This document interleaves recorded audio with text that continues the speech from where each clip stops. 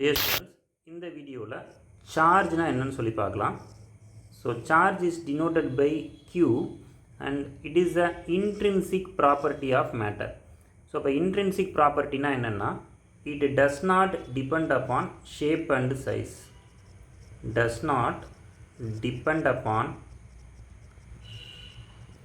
shape and size of object. அதை தான் நம்ம intrinsic propertyன்னு சொல்கிறோம். And it is a scalar quantity. இதுக்கு ஒரு மேக்னிடியூட் மட்டும்தான் இருக்கும், டைரக்ஷன் கிடையாது. So SI unit of charge வந்து கூலும். இதில் டூ டைப்ஸ் ஆஃப் சார்ஜஸ் இருக்குது. ஒன்று positive charge and negative charge.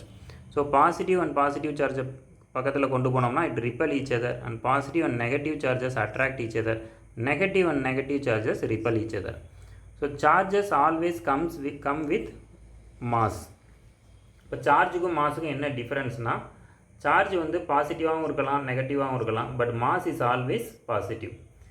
And charge வந்து independent upon speed, but mass வந்துட்டு எப்படி இருக்கும்னா டிபெண்ட் அப்பான் ஸ்பீடு. ஸ்பீடு அதிகமானுச்சுன்னா மாஸ் கம்மியாகும். இந்த மாதிரி டிபெண்ட் அப்பான் ஸ்பீடு இருக்கும்.